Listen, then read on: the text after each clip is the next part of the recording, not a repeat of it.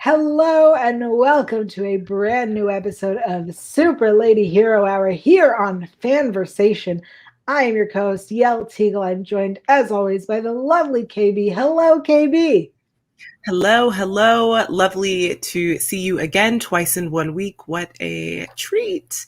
And thank you everyone for joining today's show. Today we are going to give a spoiler-free tidbit of the premiere of Invincible, which actually comes out this Friday. First 3 episodes drop this Friday. And then we're also going to chat about that Falcon and Winter Soldier premiere, longest title ever, and I will soon be shortening that. And we're going to talk about what happened on the latest episodes of Batwoman, Superman and Lois, and The Flash. But before we do all of that, let's dive into some news, which a couple things have been added today because, there's some superhero stuff going on. So, man, let's kick it off with Hawkeye. Yeah, so the Hawkeye series, which people are getting more excited about than they were before, is rumored that it's going to be a spin-off for Echo, which is a character that's going to appear on that series. This character, Echo, whose name is Maya Lopez, has the ability to perfectly copy another person's movements and fighting style, making her a formidable opponent in battle. And what I think is so cool about Echo is that she's a deaf Native American character. And she's going to be played by Alakwa Cox, who I'm not familiar with. But I'm so excited about this. What do you think? Yeah, I'm excited for the representation. I cannot wait to see Alakwa make, the Echo debut in Hawkeye. That's probably what I'm most excited about. Again, Hawkeye's pretty low on my list in terms of excitement, but I am glad that other people are super excited about it. But this character actually makes me more excited about it and seeing that. And hopefully we do get a spinoff. So yay for that. So diving right into more women's soups, boy, does the CW love recasting. We have a recast for Kate Kane, who used to be portrayed by Ruby Rose, as everyone knows at this point. And Kate Kane is still alive, which they have been teasing for the past few episodes. And honestly, if you didn't know that, then you clearly have not been watching the show or our show, because we've talked about it quite a lot. But Wallace Day is going to be the new Kate Kane. I have thoughts on this for the show. But yeah, how do you feel about this recasting thus far? I did not expect to see Kate Kane again. So this was a shocking amount of news. But also I think it's really great that Ruby Rose has spoken up and is very happy with this. And she says, she wishes Wallace luck. And I think that's great. I think that's really good. When all these headlines were like Ruby Rose comments on it, I got very worried that she was going to be rude about it. But girl, you left it. So this is good and drama free and wonderful. So yeah, I mean, I've said numerous times that I knew they were going to bring Kate back, that Kate would still be alive. So I've said that a million times. Yes. But I personally did not think they would recast. And I thought that from a contractual obligation. Like, Ruby left so abruptly that I thought there's probably no way they let her out of this contract without some sort of loophole. And so, my thought was she would have to appear in a couple more episodes and then kind of be done with that. But I guess, Ruby was able to bounce, and here we go. A new opportunity for Wallace. So, yes. So next up, wow, there's going to be a DC feature film for Zatanna, and the Promised Young Woman filmmaker Emerald Fennell is penned to write it. So I don't know how many people have seen Promising Young Woman. I have. Didn't love it, but I didn't hate it. I think that the first 2 acts are super strong, but then the third act is kind of like, what? How did we get here? What are we doing? But I am super stoked that another woman is in, the writer's chair for a superhero film. So I will say that, like, Promising Woman definitely was not my jam for that third act, but that doesn't mean that I am not, still supportive of the fact that we get this, woman to write this feature for DC. So how are you feeling? I haven't seen Promising Young Woman yet, but it is like the top of my list of what I want to see. And I feel like a lot of people outside of the entertainment industry, outside of film critics, also haven't seen it. But from what I've heard from a lot of film critics, is a lot of praise for it. So I'm excited about seeing someone who took this other story and seeing her take on a superhero thing. So I'm down. I haven't seen it. Yeah. I don't know much, but I'm in. Well, I mean, I feel like people should watch Promising Young Women to form their own opinions. I'm always of the, everyone should form your own opinion. Watch it for sure. I will say Carey Mulligan's performance is really good. That third act's just still never going to be for me. But also, to be fair, I feel that way about most films, because I feel that way about the first Wonder Woman. I feel that way about the second Wonder Woman. I mean, like, it's like the third acts, we got to tighten them a little bit. But yeah, so I am excited, though, to see kind of what direction she goes in for this particular DC character, who actually is like a fan favorite when it comes to cosplaying. Mm-hmm.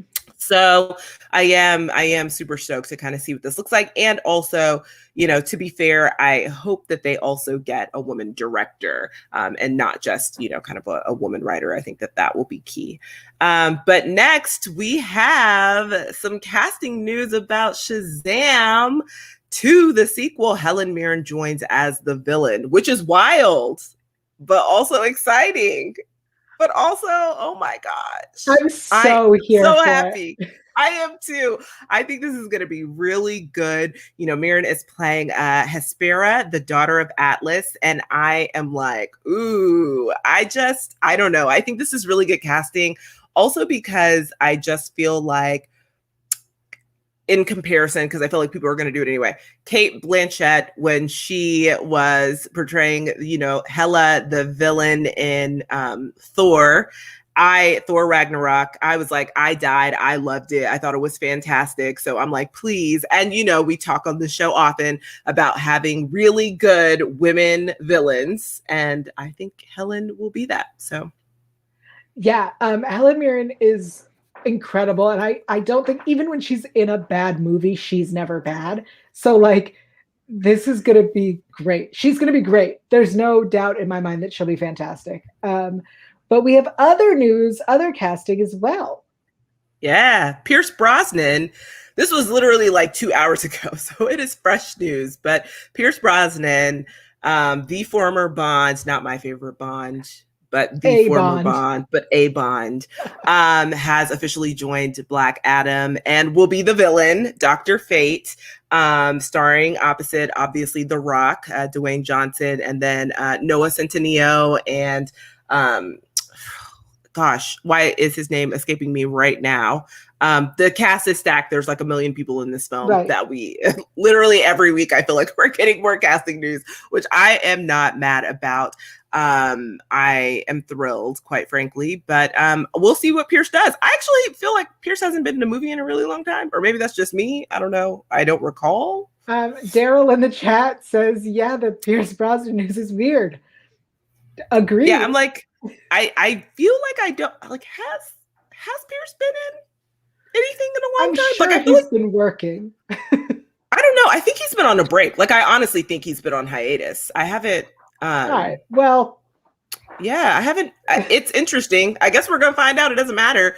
But I will say, Aldous Hodge, yes, is also in this film and has been training like crazy. And I've been like looking at all the photos of the transformation. It's wild. So yeah, I mean, we'll see what happens. But Pierce is in it regardless. So guess we're gonna find out. Daryl says that Pierce has been making films and TV recently. Well, clearly nothing I've seen, because I genuinely do not recall seeing Pierce Brosnan in anything for like the last 3 to 4 years in my mind. But thank you, Daryl. UK. Yeah. Thank you. All right. Well, let's dive into our spoiler-free preview of Amazon's Invincible. This is a little bit different than our usual format. We're just going to give you a tease of our overall thoughts. And next week, we'll give you full spoiler review of the first 3 episodes because they're dropping the first 3 and then it's going to be weekly. So overall thoughts on Invincible. Let me get that up there. What did you think? How did you feel about this show?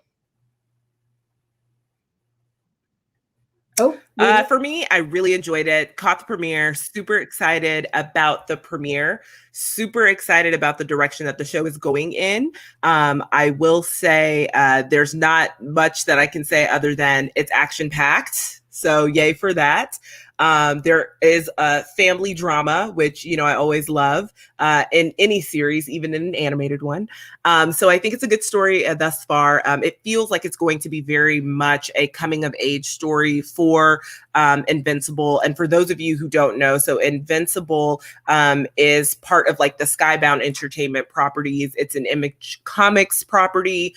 And so from the exact same home and family that brought to life the Walking Dead comics or graphic novel series, rather, that is what's happening here with Invincible. And the lead of Invincible is Mark Grayson. And so, Mark Grayson is actually a teenager, is a high schooler.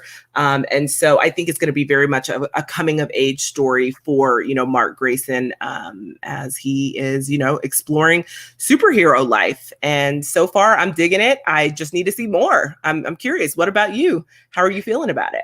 Yeah, so I was not familiar with this property. I was not looking for it. I was not looking forward to it. I'm going to be completely honest here. I was like, yeah, okay. Here's what I will say. If you have not seen the trailer yet, there is a link below. You can go check it out on fanversation.com. But watching this premiere, I would say for the first maybe 10 minutes, I was like, yeah, okay, this is an animated superhero series. And I watched it and I thought, I wish it was more like the Harley Quinn series that is available on HBO Max. I was like, that's what I kind of wish this was. At some point, my brain stopped thinking and I started just watching this show for what it is. And then at some point that I will not say anything about, I went, I'm in. I'm 100% in. You have sold me on this show. Yep. Yeah. I will say, my current recommendation is just hold on. I think that's like pretty much the consensus. It's like, just hold on. And I can't wait to see more. And we only have, 2 more nights to wait because the first 3 episodes will be dropping this Friday. And then it will move to a weekly format for the remaining of the episodes. And every Friday, you'll get Invincible Fridays, as they are now deeming it. You will get a brand new episode. So we will be talking in depth about the first 3 episodes here next Wednesday. And we will be spoiling everything 100%. So you will need to watch those episodes first because we will hold nothing back. So let's get into our usual format and let's get into the Flash. So here is the quick cap for the 4th episode, Central City Strong. Abracadabra returns to Central City seeking revenge for an unimaginable wrong. Meanwhile, a mysterious behemoth strikes at the city. Overall, how did you feel about what I am dubbing season 7, episode 1 in my mind? I agree with you that this was season 7, episode 1. This was how we're starting the new season. And honestly, I was disappointed. I was very disappointed. The behemoth, I was like, great. This is our new villain. This is season 7's big bad. Nope, the behemoth disappeared. Appeared, disappeared. Okay. Abracadabra's return to me was kind of unmemorable. I was like, who is this? I don't remember who they are. I don't remember what they want. And even once they explained who Abra was, I was like, I don't remember any of this. None of this is familiar to me, and it's kind of boring. Iris's Mirrorverse trauma, I get, we all know how I feel about emotions. I was like, let's get to the action. Let's get through this. Yeah, that's where I stood. What about you? Okay, so the behemoth for me was kind of a non-factor in the sense that it came into the episode so late, like literally in the last 5 minutes. So I didn't think anything of it. I also don't think it's the big bad. I think it's a connection to the big bad, but I don't necessarily think it is the big bad. But I will say it was shocking for me because I was like, is this a zombie? Like, what is happening? I mean, it did kind of come out of nowhere. Abracadabra, I do remember. And so I, was fine with seeing Abracadabra back. The reasoning behind which Abracadabra returned wasn't that exciting for me. I think something that I feel like is happening is that they're softening the villains instead of just allowing the villains to be the villains and Barry to continue to be the heart. It's almost like they're trying to use Barry's heart to change the villains fundamentally. Yeah. And I don't know that that's a direction that I am enjoying.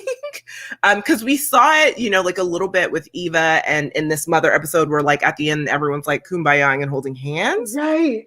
And so I was kind of like, oh, but I didn't think that was going to carry over because again, I was kind of viewing that as the end of season 6 as it was intended to be. And this as the beginning of season 1. Mm-hmm. But once he kind of like, I know how to stop Abracadabra, and it was literally through a conversation. I was like, oh wait, is this continuing?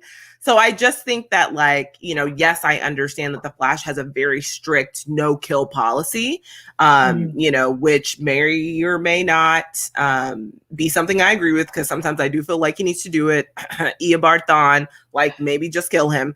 But, I just am kind of like, I don't know that I like this softening of the villains. That said, overall, I actually really enjoyed the episode. I was like, oh, finally, we're back to things that I enjoy, like Cisco making corny jokes and, like all of these things. And I actually felt like every character was utilized well, and we didn't do that thing where we had to say where they were going, blah, blah, blah. Nobody cares. I felt like they were all in their place, and, it was just like an ease and a comfort back into it. I actually did not mind Iris' story. In fact, I think that was probably the most intriguing part of the episode, is her kind of dealing with the trauma.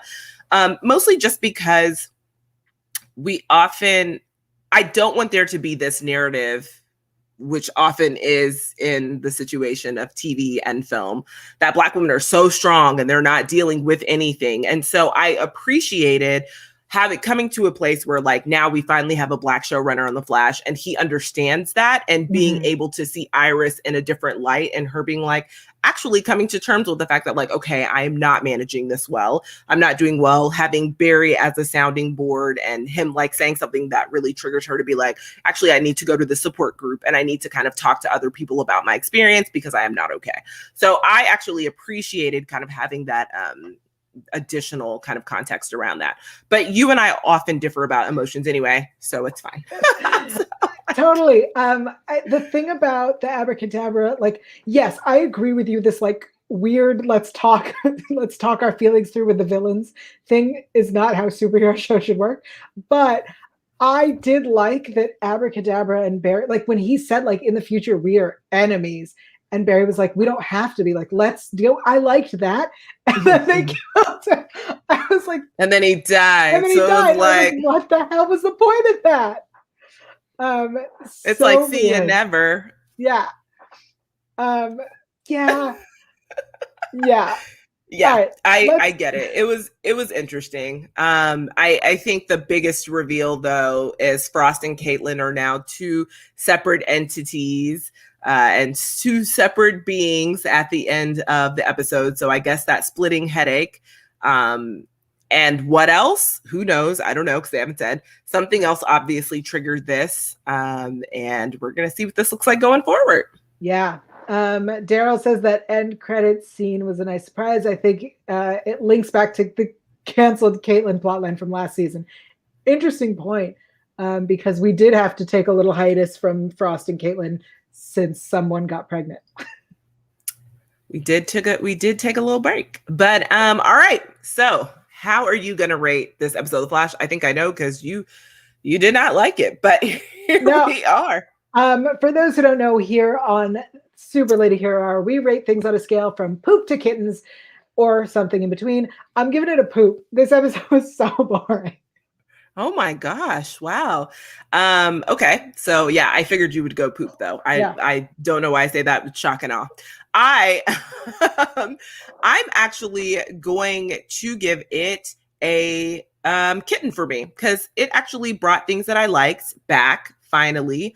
I did not actually see Caitlin and Killer Frost being separate. So that was like an actual surprise for me.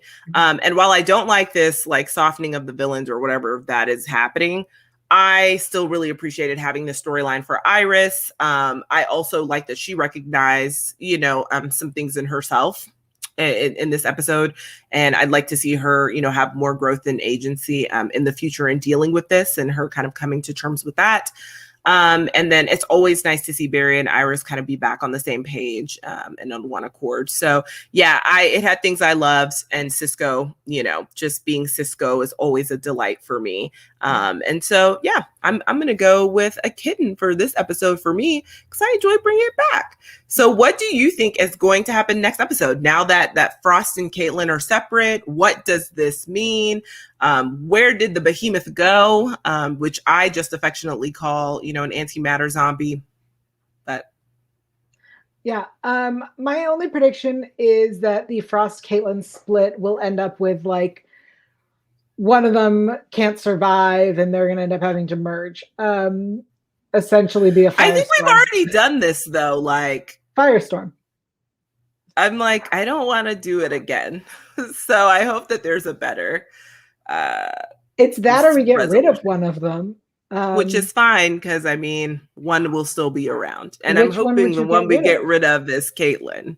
And we'll just keep Killer Frost. But unfortunately, like I feel like we can't even call her Killer Frost. I just call her Frost because she's not even killing. Yep. And so it's like, what's happening here? All right, what about you? Yeah, I mean, I think there are enough geniuses on the team, i.e. how I always talk about them underutilizing Barry when essentially he could run the entire lab by himself. There are enough geniuses on the team that like technically we don't need her expertise in that regard. Mm-hmm. So I'd be fine with them using having Frost and using kind of the meta capabilities. But for next episode, honestly, I have no idea where we're going. I hope we get more answers for the giant zombie, antimatter zombie, which I will just continue to call it, even though it's longer than Behemoth. And I have no idea. Literally have no clue where this season is going. I have no inkling of who the big bad is because I still don't think that that's who the big bad is. I feel like the big bad is definitely going to be a speedster, kind of based on all of the lightning in the atmosphere, and they're all different colors. So I feel like, I don't know, we're going to have a convention of speedsters. Who knows? Who knows? Great question. Daryl says in the chat, what about Cisco and his dumb suit? Oh, the one where like Abracadabra was like, oh, you're finally, and I forgot what he called him, but basically this new future version of, Vibe, essentially. Yeah, I don't know. I have no idea what's going to happen with Cisco and his new suit.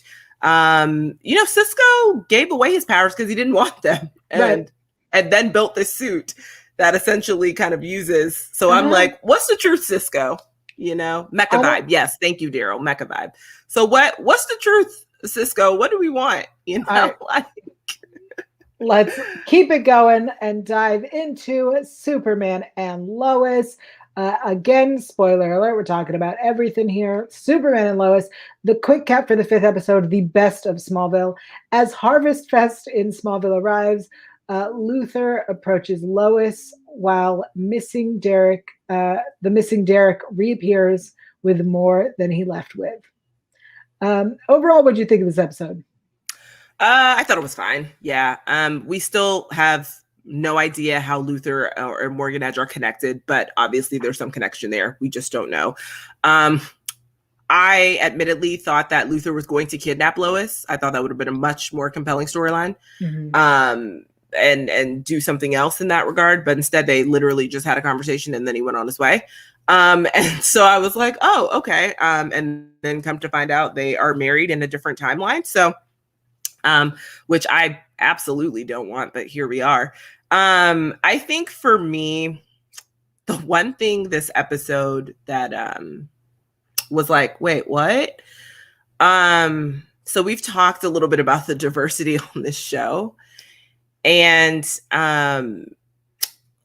Lana's husband randomly speaking Spanish to the oldest daughter was like, what for me? And, you know, not because I understand that the actor is Latinx, but nowhere in the show have we kind of like laid the foundation for that. And so I kind of, in my personal opinion, it really kind of just felt like we want to let y'all know we have some extra diversity in here in case you were wondering. And I was just kind of like, well, there are other ways to do that. Like we could just, you know, build it into the family's culture more seamlessly than I think him being drunk and speaking Spanish.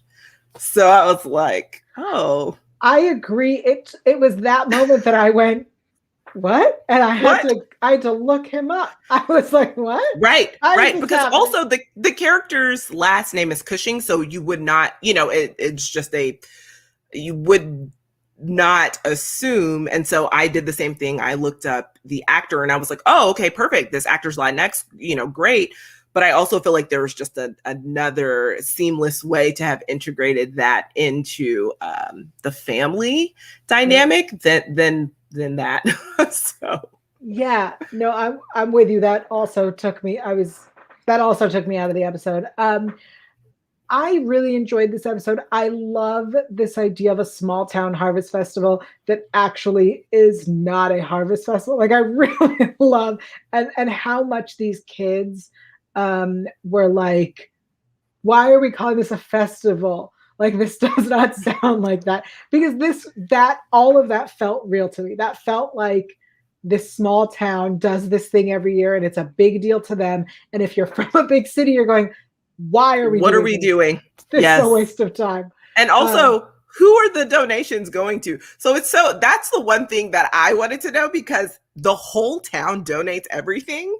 And I was like, so then who are we giving it away to? Yeah. So the woman who comes in with the donation, she's like, we didn't have much this year. I was like, you're the person this is going that should be getting this right. And that's why I was like, do they donate to like the town next door or something? Like, you know what I mean? Like the neighboring town? Like what? I don't understand. So I was a little confused about that. But honestly, it felt so real to me in such a, you know, fantastical show to have this very real, terrible festival is funny.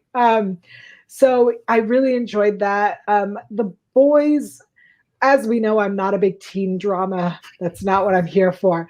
So like the boys dealing with heartbreak and relationships is kind of annoying. I don't care that he got broken up with. Like I assumed early on when he twice mentioned that his girlfriend was coming, I went, she's not coming. I did not expect her to break up with him. But oh, you didn't? I did. Not this episode. Broken up sooner, if I'm being transparent. Yeah. I thought that would have happened, you know, light years earlier.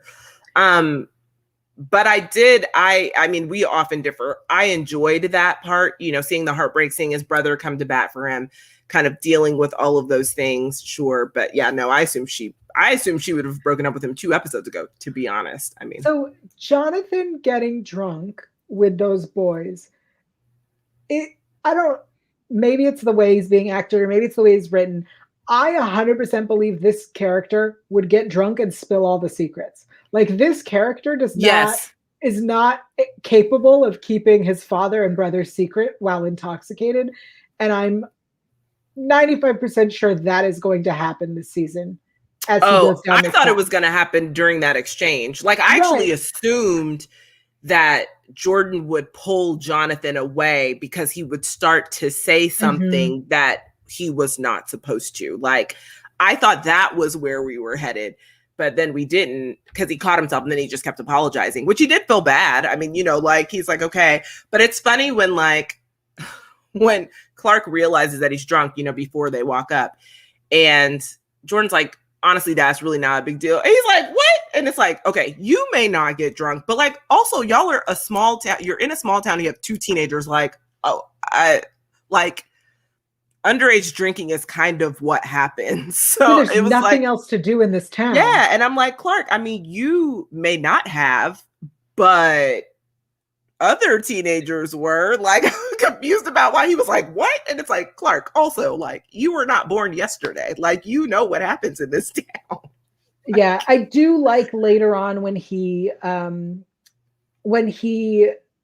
like, we're giving him this free pass because I was his age and I ran away and blah, blah, blah. I totally get that. We'll see how that plays out. We'll see on this parenting thing. I want to talk about Lois and Luther being married because. Listen, let's be honest. Well, I was going to say, let's be honest. They're going to get free passes their whole life. Like, I mean, like, there's not. So. Lois and Luther being married on the other Earth. I like it. I think that's an interesting twist. I didn't see that coming. I don't care for it. But I mean, like, to be honest, I don't want, if I'm being honest, the way I feel about like Luther potentially, because we still don't know that's not true, potentially being related to, the young Black teen at the high school. I just don't need a familial connection with my villain. Like, I'm totally fine with that. And then I also don't want it to be this thing where it's like, I need to kill you because you're dating my wife now, or you're married to my wife now, or like, I don't need that either. Like, it's totally fine to just be like, actually, you're a bad person on my Earth, and I know that you're going to get there on this Earth, so I'm trying to stop that. Like, it's okay to leave it there. I don't think we need, like, we don't need this extra layer of like. That's very fair. The only other thing was Tag comes back. Yeah, and Tag comes back fast. My goodness, that speedster energy was like, I didn't, honestly, I thought it was like a vampire. I'm not even gonna lie. I thought I was watching Twilight. Something happened, and I was like, is this Twilight? Like, what? That's how fast Tag came back, and it's like, what did you do to me? But like, also Tag, let's be real. Y'all are both 15, 16 years old. Jordan doesn't know what he did to you. Like, I mean, honestly. Yeah. All right. What did you where are you rating this episode from poop to kittens? Oh, I can totally still give this one a kitten though. Like, apart from me not liking that Luther Lois thing, because like, what? I feel like I still adore Lois's agency and how she's not afraid of anything. And we still see that even with her dealings of, Derek coming back from the dead essentially and then dying again, which RIP twice, Derek, I guess. And so, like managing that whole situation, but also being a mom. And I still like that they are weaving in family elements with the superhero. Like, I think that that's done well. Mm-hmm. But I just need y'all to not be as vague about other things. Like, I still have no idea where this is headed. Like, I think that I may have enjoyed the episode, but I still don't know where we're going. How did you feel about this episode? How would you rate it? I totally agree with you. I'm also giving it a kitten. I enjoyed it as much as I don't care for teen drama and teenagers getting their heart broken. I enjoyed it. I did. This was a good episode. I like this, this powered people, missing people getting turned into powered people thing. Very interesting. Yes. I'm with you. I don't know where we're going. I don't know what the plan is. But are we building a super army of powered people? Maybe. But I enjoyed it. Yeah. Well, shout out to you, Daryl, for letting us know that the twins are 14, because I mean, time has no age. Also, I never know how old teenagers are in general. So, I mean, like in real life or on TV. But, shout out to them for being 14 and, just learning these tough life lessons. So What do you think is going to happen next episode in May when it returns? Right. So the show is on hiatus for a bit. And in that time, we're going to have Supergirl come back for a little bit. What do I think is going to happen? I think Morgan Edge and Luther are going to be somehow connected. Either like they'll meet and start making deals together, or they have been working together or whatever. I no longer think that we're going to find out that Luther is related to the girl's ex. Oh, okay. I don't I don't think that know. is the case anymore. Cool. Next episode when we return, and how many episodes we're gonna get, we don't know. I have no clue what's gonna happen. I do think that Lois will come face to face with Morgan Edge again. Mm-hmm. And maybe a kidnapping will occur then, because I do think something is going to happen, and Superman's going to have to make a choice. And it could just be, the sons are in trouble at the exact same time that Lois is in trouble. I think we'll probably have some of that, and they'll have to make a choice. Will we see Dark Superman in these next coming episodes? Potentially. I think we'll finally find out more about what Luther is doing in Smallville, because even though we know Luther has this vendetta against Superman, it's unclear what he wants. Still, it's like, do you want him dead? Do you want what's the He goal? wants his wife Well, and Superman dead. He does not care that his wife is married to someone else and has children. Apparently, and has children, and is doing her own thing. Who knows? But yeah, it's still very unclear to me what he actually wants. So I would love to see more of that. But let's keep it moving. We are going to get to Batwoman next. Here's the quick cap for the 8th episode, Survived Much Worse. Did you? Okay, so Batwoman's abilities are tested like never before, while Alice's search for Kate continues. Sophie and Jacob set their sights on Coriana, and Luke and Mary contend with an unexpected guest. What did you think about this episode overall? I really liked this episode. As we know, I'm very impatient, so this was an episode that got to where we're going. It took us 8 episodes to get to Coriana, to discover that Kate was never there, which, duh. So I like this episode. This episode got us moving. We made progress. I really enjoyed that. I liked it. I liked where we were going. That's all I'm going to say for now. What about you? What'd you think? Yeah. So I actually like this episode, parts of it. I am constantly 98% of the time like, why are Sophie and Jacob spending so much time together doing nothing? And so, and obviously they're not doing nothing, but it often feels like that when you're a viewer. Like, you just see them together and they're fighting bad guys a lot of the time, but you're like, but who are these bad guys? And technically, I kind of feel like at times they are the bad guys. So just what is happening? But as we know, they get kidnapped. So they end up on Coriana and find out a lot of the secrets. For me, we get that love triangle confrontation. So everything's all out in the open between Sophia and Ocean and Alice and the Tatiana. other woman.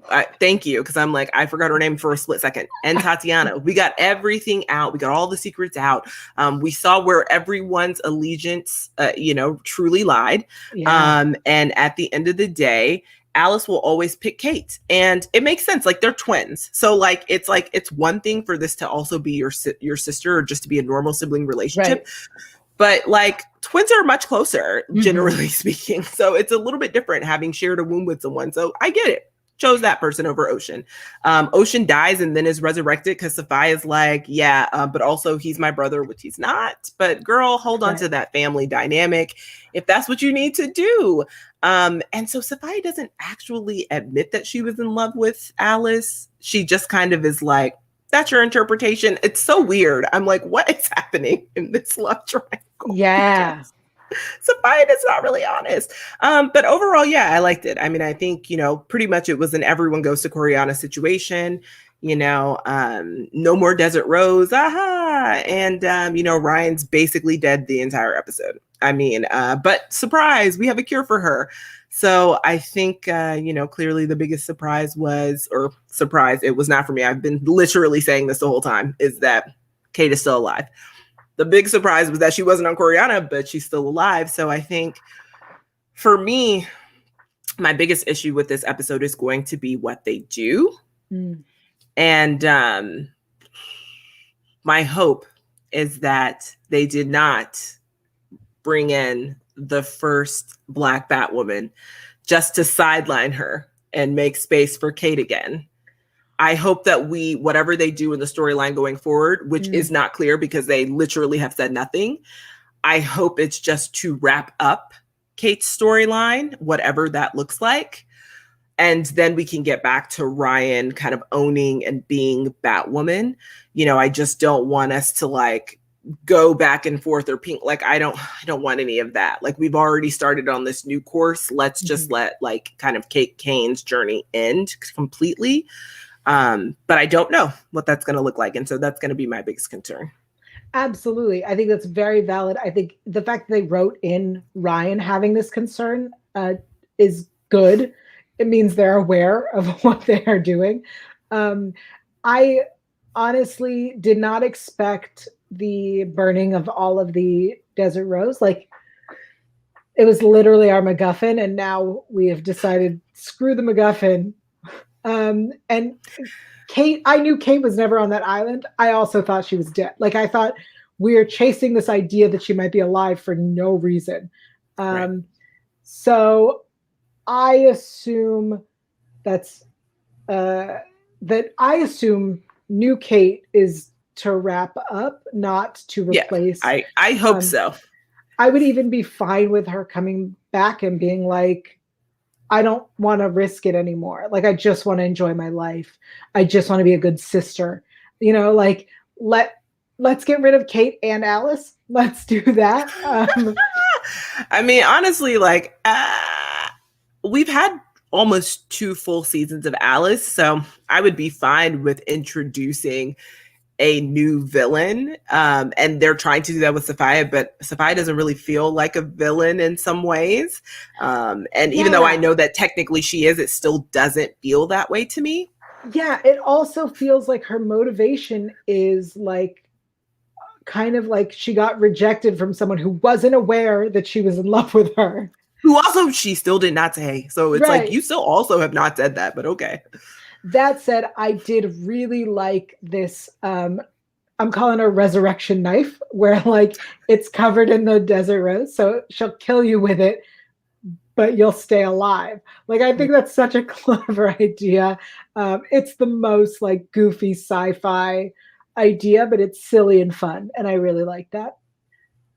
Perfect. So how would you rate it? I'm giving it a kid. This was a fun episode. We got to Coriana. Everyone was there. Everyone was there. It was like finally. a big party on Coriana. And I hope we don't go back, to be quite honest. I'm going to give it a kitten though still, because I actually really enjoyed this episode. I think the final scene with Ryan and Sophie was very nice. You know, Ryan basically being, I don't want to die alone, so let's just have some general conversation. I actually was like, oh, that's nice. Like, let's, you know, just kind of have those conversations, have that dialogue. That was cool. So yeah, I think that, you know, I mean, I knew that Ryan was never in danger of actually dying. So, you know, we knew at some point she would get the cure, they would find a way, even though the Desert Rose, you know, garden, where it was much larger than a garden, but even though it, you know, is burned up in flames. And I think Alice is like a true sociopath for that, because the amount of good that the Desert Rose could like do in the world, the fact that you just burned it all is just like wild to me. And also, so I'm still giving it a kitten though, you know, apart from, you know, I hope they do us justice with Ryan and Kate, whatever this looks like. Yeah, so let's talk about those predictions a little bit. Daryl says Black Mask is the new villain. I know that was briefly mentioned, but has not been like brought up in show in canon yet. Like, yes, Black Mask was mentioned early on. I remember there was literally a line that was, what are we going to call him? Black Mask? Black Mask. Yep. So, when, where, let's do that. I liked Victor Zaz's appearance. I want more Victor Zaz.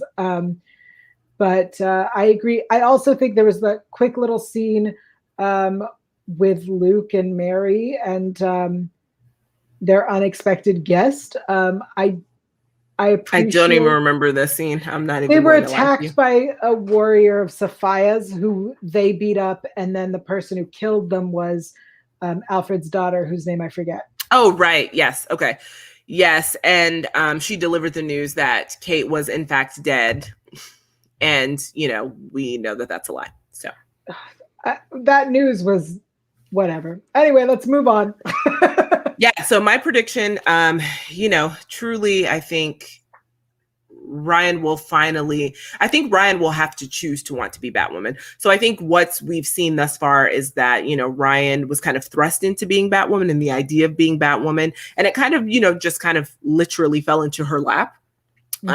But I think now Ryan needs to make a decision about who she wants to be and the type of Batwoman she wants to be moving forward. And I hope that we get to kind of see that journey where we spend time with Ryan figuring out what that actually looks like for her life now.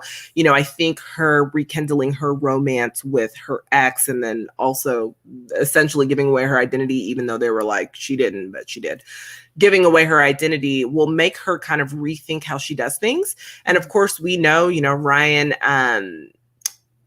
walks in a variety of circles, and that could be used as a benefit. So I just want to see more of her like truly coming into that. And my prediction is that we will, because the writing has not disappointed us thus far very much. I mean, there might have been like a touch of an episode or two, but overall they've gotten it right. And I hope they continue in that stride. So, Yep.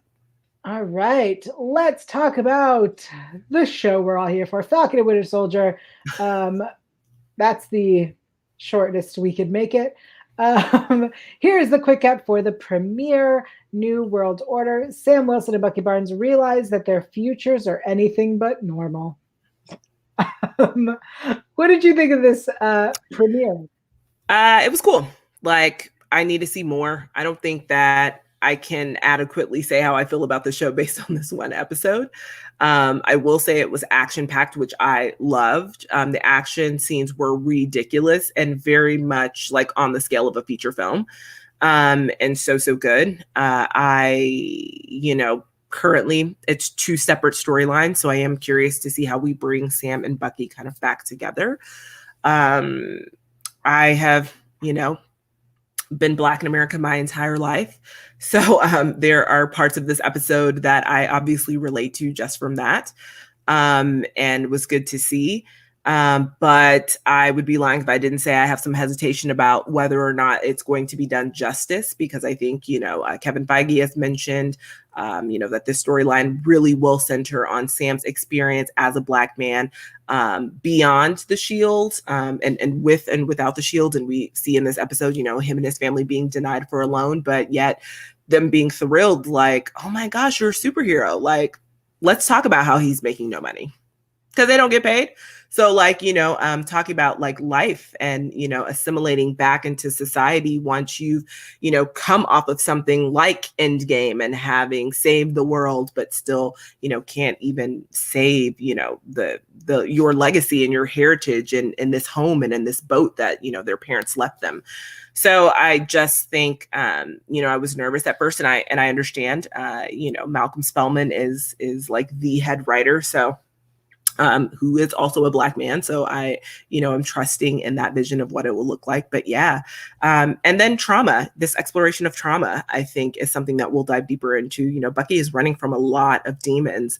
And he's committed a lot of crimes, and it's weighing very heavily on him and the guilt of that. And we could see that even in his interaction with his friend, the only friend that he has, because technically he is like 103 or something. I don't know. Bucky's super old. So the only friend that he has that's known him for decades that's still alive, I even feel like he's harboring a secret from him about what happened to his son. And I feel like Bucky knows or had something to do with it. And so, I think this collision of trauma and this idea of race and trauma in America is going to be interesting, but I just have to see more. So how do you feel about it? I'm enjoying it. It is action-packed, which I liked. It was really cinematic, and I am enjoying that. I came into it unaware that it was going to deal with any actual issues, and thought that we were getting like a buddy cop show, and that is not the case, it seems.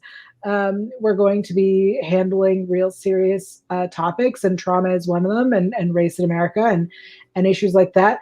I'm enjoying it. I know it's short. We only have 6 episodes, I believe. So I'm here for this ride. I'm having a good time. I'm wondering what, this mysterious villain that we meet. Honestly, the most clever bank robbery I've seen in a long time. I was like, ooh, this is how I'm going to rob a bank. Like, so smart. No. Is that not what we were supposed to take away? Was no. It was actually really smooth, though. Yeah, it's like such a good way to.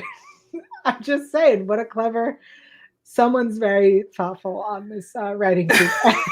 I think, though, to your point, we will get to buddy cop aspects of it. I definitely think there will be comedic moments. I think it will be a dramedy. So there are dramatic moments. It will be action packed, but I do think there will be a lot of comedic moments, and it will have those elements as well. So I think it'll be tackling a lot, which is wildly ambitious to do in 6 episodes. Right. But I guess we're gonna see. Yeah. Anything else you want to touch upon before we rate it? I think it's gonna be interesting to see. So Wyatt Russell is the new Captain America, is the actor that plays the new Captain America. Mm-hmm. And it's real interesting that, kind of Sam gave the shield back at the memorial, and to be able to honor, Steve Rogers. And then they turned around and gave that shield to another white man. So I am curious to see what happens. Surprised? I mean... No. I think that's like how we get to the jumping point of race and like how we start to include that more in the show. But I am curious to see kind of if it's this particular Captain America that's what brings Bucky and Sam back together, or what happens in that. Yeah, that was the part of the episode that I was like, all right, let's see what happens. Yep. Let's rate this. Where do you stand on this? I'm going to give it a kitten, though, because I still, I really enjoyed it. I think it's super action packed. The performances were really good. And I think that, it's interesting because Bucky is, if we look at kind of the catalog of the films that Bucky's been in thus far, not really a talker, right? Like, I mean, that truly, like, he is built to kill. He is built as like a weapon, essentially. So, it will be interesting to get to know more about Bucky as a character and as a human in this, because, we really don't know much. And it's, his best friend is now dead, in Steve Rogers. And so the idea of, like, that was really who he was doing most of his talking to. Like, we didn't see him, during his time in Wakanda. I'm sure he was chatting with the Wakandans, but we didn't get to see that. So it's kind of like, how is he? Like, because we don't know.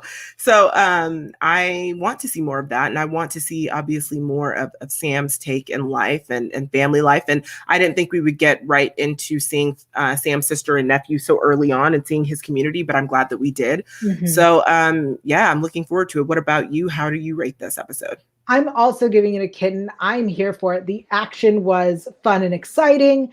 You're right about Bucky. I was realizing as we watched it, like, I feel like we don't know him at all. We know what we've been told about him, but we don't know him. So I really did enjoy seeing him and who this character is. The only thing I'm holding out for is them getting together and doing stuff, because it was 2 separate storylines. So what's your prediction then for this next episode, which is coming up this Friday? So it's coming up quick. What do you think? I think that they will, by 30 minutes in, be together doing something, fighting someone, talking, anything. They just I need these 2 in the same room. Yeah. What about you? I think that, whatever's happening with this kind of new Captain America that they've brought on, will be the catalyst for the reunion between Bucky and Sam. And we'll have to get to it, quite frankly, very quickly. I had an opportunity to talk to the director, Kari, And she said that, you know, her intention was she shot this like a 6-hour feature film. That's kind of how she went into it. So I am curious to see kind of how that looks and how it's laid out when it's separated into 6 separate parts of TV. That's really, really going to be interesting to me. So yeah, you know, it has to come to a head very quickly.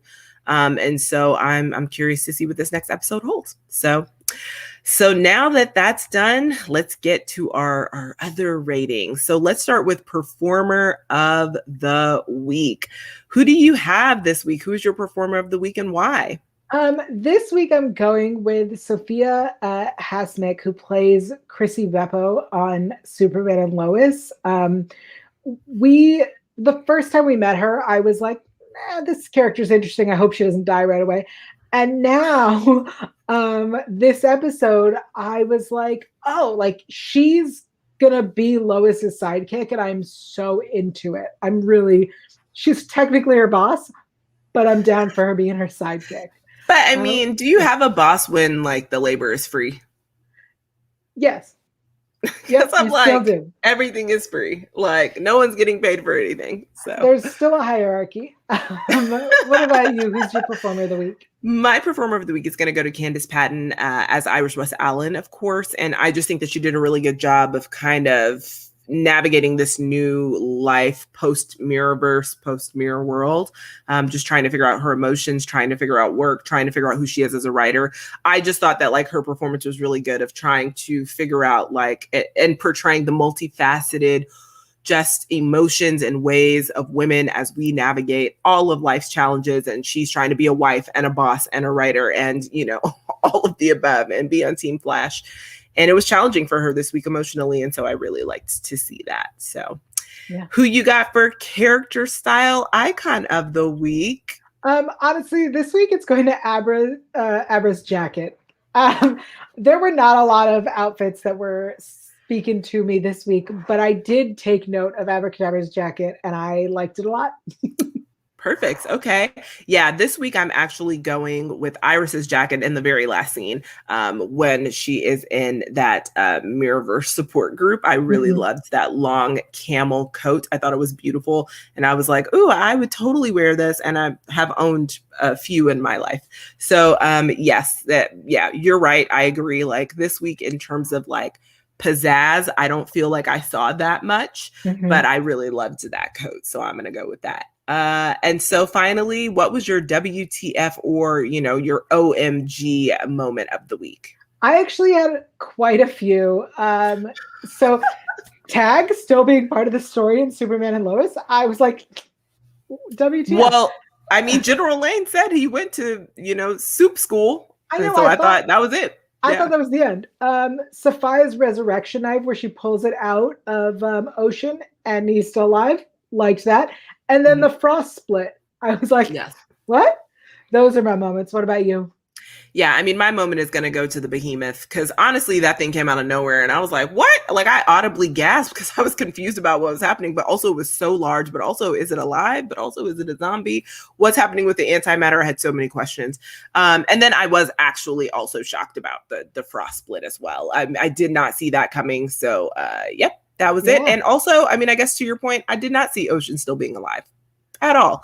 I thought for sure that Ocean was dead, but, you know, as we now know, they have to bury the bodies before they're actually dead, I suppose. Yep. All right. I think that wraps it up for this episode of Super Lady Hero Hour here on FANVERSATION. Be sure to like this video and subscribe here so you do not miss a moment. Also, if you're joining us in the live chat, feel free each week to give us your ratings on the episodes. It's poop to kitten or something in between, and what your performer, character, style icon, and OMG moments are. But until next week, where can everyone find you, KB? Yeah, I am always on social media, Twitter and Instagram only at the Lady KB. That's TheLadyKayb. You can catch me there. And, you know, I link articles to work that I'm doing. I link interviews I link podcast episodes, all of the above. But, most importantly, you can catch me back here next Wednesday when we discuss, all things superhero. And we'll give you the rundown of what that list is because it changes weekly. But what I can guarantee is we will be chatting about the Supergirl premiere. And what about you, Yell? Where can everyone find you? I'm everywhere on the internet at Yeltygiel. That's YAELTYGIEL. We have a rerun episode of Law and Order SVU this weekend on Sunday here on FANVERSATION, so you can check that out. And I'm very excited to watch the first 3 episodes of Invincible after that premiere. I think you're all going to love it. So check that out and join us for it next week when we give a little bit more spoilers. We'll see you next time. I can't wait to finally be like, spoil. I want to say everything. So I'm excited. But thank you to everyone in the chat. Thank you for everyone joining live and watching. And we'll see you next time.